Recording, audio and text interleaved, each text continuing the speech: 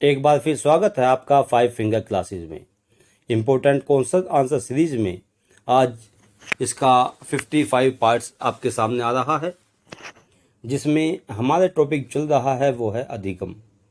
आज हम आपके सामने अधिगम के नियम, जिसको इंग्लिश में लॉ ऑफ लर्निंग कहते हैं, उसके बारे में कुछ महत्वपूर्ण फैक्ट प्रस्तुत करेंगे।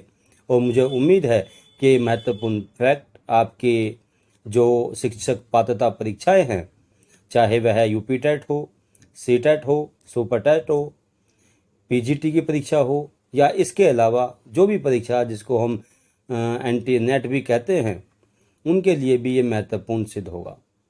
तो इस वीडियो को ज़्यादा से ज़्यादा शेयर करें। अधिगम के सभी सिद्धांत आप लोगों के सामने आएंगे, जिसमें पिछले 54 सीरीज में मैंने आपको थॉर्नडाइक का ट्रायल एंड एरर सिद्धांत समझाया था, और विस्तृत रूप में एक बार मैं इसको लेक्चर के माध्यम से भी आपको समझाने का प्रयास करूंगा। तो यहाँ पर आपके सामने पहला प्रश्न है कि अधिगम के नियमों का प्रतिपादन किस मनोवैज्ञानिक ने किया। तो अधिगम के नियमों का प्रतिपादन मनोवैज्ञानिक थॉर्नडाइक ने किया, और सभी को पता है कि थॉर्नडाइक अमेरिका के मनोवैज्ञानिक थे और प्रमुख व्यवहारवादी थे।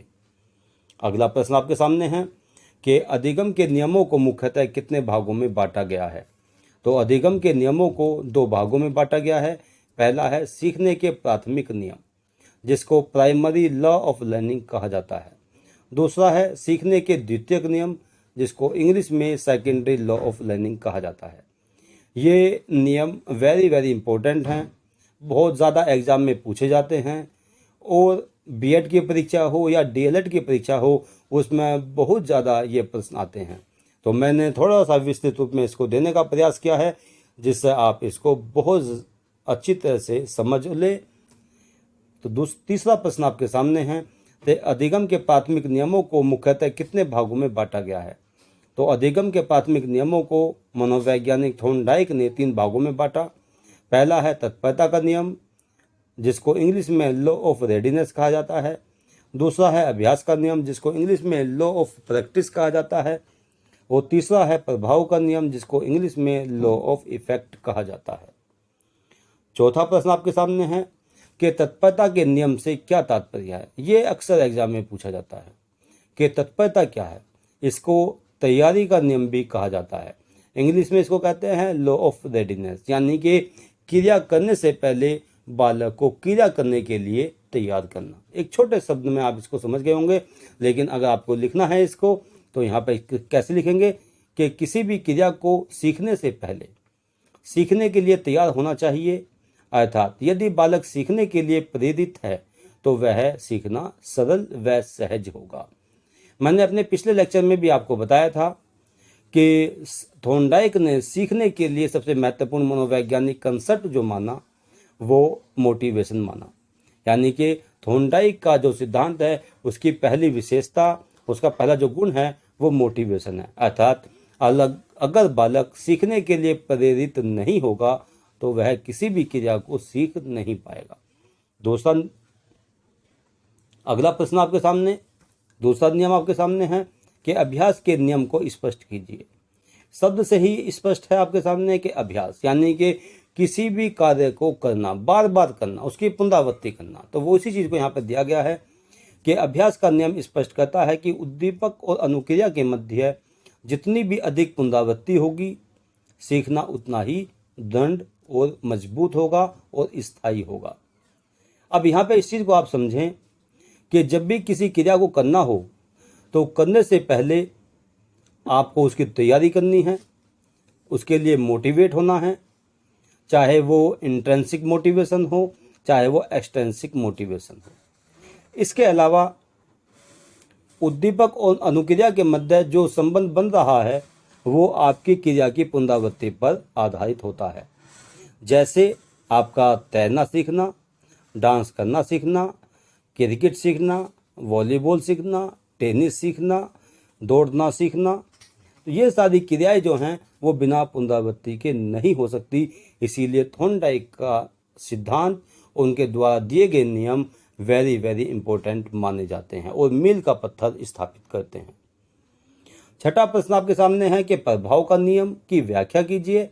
तो प्रभाव के नियम के अनुसार उद्दीपक और अनुक्रिया में बंध स्थापित हो जाने के बाद, अर्थात किसी भी क्रिया को सीख लेने के बाद प्राणी में संतोष या असंतोष का भाव उत्पन्न हो जाता है। यानी कि जब भी हम कोई क्रिया करते हैं तो क्रिया करने पर हमें दो ही चीज़ हमें प्राप्त होंगी, या तो हम सफल होंगे या हम असफल होंगे। सफल होंगे तो हमें संतोष का अनुभव होगा और असफल होंगे तो हमें रोष का भाव या असंतोष का भाव उत्पन्न होगा। उसी चीज़ को यहाँ पर प्रभाव के रूप में लिया है कि उसका प्रभाव कैसा पड़ेगा। क्रिया सफल हो गई तो उसका प्रभाव सारी जिंदगी हमारी अधिगम की प्रक्रियाओं पर पड़ता रहेगा। जब भी हम कोई क्रिया करेंगे उस प्रभाव वाली क्रिया को हम जरूर याद करेंगे या उसका प्रयोग करेंगे। सीखना दोनों ही स्थिति में होता है, चाहे वो सफल हो चाहे वो असफल हो। अगला प्रश्न देखिए, थॉर्नडाइक के अनुसार अधिगम के द्वितीयक नियम कौन कौन से हैं। तो यहाँ पर सेकेंडरी लॉ ऑफ लर्निंग आपके सामने हैं, जिनकी संख्या 5 है। यानी कि जो आपके सामने प्राइमरी लॉ ऑफ लर्निंग आई, उनमें मनोवैज्ञानिकों ने, जो अदर मनोवैज्ञानिक हैं, चाहे वो अमेरिका के हों, चाहे वो फ्रांस के हों, ब्रिटेन के हों, उन या खुद अमेरिका के ही हों, उन्होंने उन सिद्धांतों में कुछ कमियां देखी, उनकी आलोचना की। उसके बाद थॉर्नडाइक ने 5 अन्य नियम प्रस्तुत किए, जिनको सेकेंडरी लॉ ऑफ लर्निंग कहा जाता है। थोड़ा सा विस्तार देकर के इनको समझाने का प्रयास किया गया है। पहला देखिए, मानसिक स्थिति का नियम, जिसको इंग्लिश में कहते हैं लॉ ऑफ मेंटल सेट। दूसरा, बहु अनुक्रिया का नियम, लॉ ऑफ मल्टीपल रेस्पॉन्स। तीसरा, आंशिक अनुक्रिया का नियम, law of partial response. Fourth है सादृश्यता का नियम, जिसको लॉ ऑफ एसिमिलेशन कहा जाता है। इसके अलावा 5वां नियम है साहचर्य परिवर्तन का नियम, जिसको लॉ ऑफ एसोसिएटिव शिफ्टिंग कहा जाता है। अब सभी नियमों को अलग अलग मैंने स्पष्ट करने का प्रयास किया है, जिसमें पहला है कि मानसिक स्थिति का नियम क्या स्पष्ट करता है। तो इसका उत्तर देखिए कि यह नियम सीखने के लिए अधिगमकर्ता को मानसिक रूप से तत्पर, प्रेरित एवं दृढ़ इच्छा शक्ति बनाने पर बल देता है। यह नियम बताता है कि सीखने वाले को मानसिक रूप से तैयार किया जाना चाहिए। दूसरा है बहु अनुक्रिया का नियम। बहु अनुक्रिया के नियम को स्पष्ट कीजिए। तो इसका उत्तर है आपके सामने कि बहु अनुक्रिया, जिसको मल्टीपल रेस्पॉन्स भी कहा जाता है, का नियम स्पष्ट करता है कि प्राणी किसी भी क्रिया को सीखने के लिए जब तैयार होता है और उसे करते समय अनेक अनगिनत अनुक्रियाएं करता है, तो जो उसे लक्ष्य तक ले जाने में सहायक हो सकती हैं। यानी कि जब भी हम कोई क्रिया करते हैं तो उसकी हम बार बार पुनरावृत्ति करते हैं। जैसा कि मैंने पिछली बार बताया था अभ्यास के नियम में कि किसी भी क्रिया को करने पर जब हम उसकी शुरुआत करते हैं तो हमसे जाहिर सी बात है गलतियां ज़्यादा होंगी, क्योंकि हम बार बार करेंगे, उसको बार बार करेंगे, बार बार करेंगे, इतनी बार करेंगे कि गलतियां अपने आप कम होती चली जाएंगी और हम सही दिशा या लक्ष्य की तरफ को पहुंचते चले जाएंगे। इसी चीज़ को आगे एक नियम के माध्यम से स्पष्ट किया गया है कि आंशिक अनुक्रिया का नियम क्या है।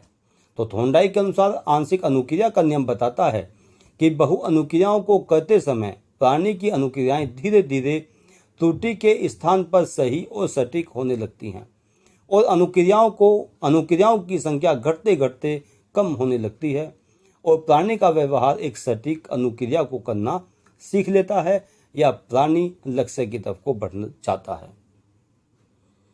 अगला प्रश्न आपके सामने है कि सादृश्यता के नियम की व्याख्या कीजिए। तो इसका उत्तर है सादृश्यता का नियम बताता है कि प्राणी सीखते समय अन्य क्रियाओं और घटनाओं को अपनी अनुक्रिया से जोड़ने लगता है। यानी कि जो उसने सीखा उसको सीखते समय, यानी कि जो सीख लिया वो भी, और जो वह आगे सीख रहा है, भविष्य में सीख रहा है, उसको वह अन्य क्रियाओं और घटनाओं से जोड़ने लगता है, जिसके कारण वह विभिन्न क्रियाओं में समानता और असमानता स्थापित करने लगता है। प्राणी सीखी गई विभिन्न क्रियाओं का एक संगठन बना लेता है, चाहे वो समानता के आधार पर हो चाहे वह असमानता के आधार पर हो। हालांकि यहाँ पर समानता के आधार पर जो संगठन बनता है वो ज़्यादा स्थायी होता है। अगला प्रश्न देखिए कि साहचर्य परिवर्तन का नियम क्या स्पष्ट करता है। वेरी वेरी इंपॉर्टेंट ये लो है। इसमें देखिएगा कि साहचर्य परिवर्तन का नियम, जिसको इंग्लिश में एसोसिएटिव शिफ्टिंग कहा जाता है, इस शब्द से ही आप समझ गए होंगे कि यह एसोसिएटिव शिफ्टिंग क्या है। तो यहाँ पर यह नियम स्पष्ट करता है कि सीखी गई अनुक्रियाओं के संगठन को अन्य क्षेत्रों में भी प्रयोग किया जा सकता है। अर्थात सीखना अनुभवों का संगठन है और प्राणी सीखी हुई अनुभवों के संगठन को भविष्य में आने वाली समस्याओं के समाधान में प्रयोग करता है। यानी कि जो क्रिया सीख ली गई है, उस सीखी गई क्रिया को बालक संगठित करके भविष्य में आने वाली समस्याओं पर उसको प्रयोग करके देखता है और अधिकांश 80% जो समस्याएं होती हैं वो उसके पूर्व अनुभव से जुड़ी हुई होती हैं, और जो नहीं होती उसको प्रयोग करते हुए बालक अपने मेंटल स्ट्रक्चर में परिवर्तन ला करके उनके आधार पर भी अपने आप को समायोजित करने का प्रयास करता है। तो यहाँ पर 5 फिंगर क्लासेस की तरफ से आपके सामने अधिगम कंसेप्ट की महत्वपूर्ण जानकारियाँ सिद्धांतों के माध्यम से प्रस्तुत की जा रही हैं, और साथ साथ एक छोटा सा वीडियो आपके सामने ये बनाया जा रहा है, जिससे आप छोटे छोटे कंसेप्ट को समझ सकें, उनको पढ़ सकें, याद रख सकें और अपने सहपाठियों तक भी इसको पहुंचा सकें, इसके नोट्स भी तैयार कर सकें और ज़्यादा से ज़्यादा इसको लाइक करने के लिए कह सकें और शेयर करने के लिए कह सकें। तो इन्हीं शब्दों के साथ में 5 फिंगर क्लासेस एक बार आपसे फिर अनुरोध करता है कि वीडियो को ज़्यादा से ज़्यादा शेयर करें, लाइक करें और सब्सक्राइब करें। धन्यवाद। जय हिंद, जय भारत।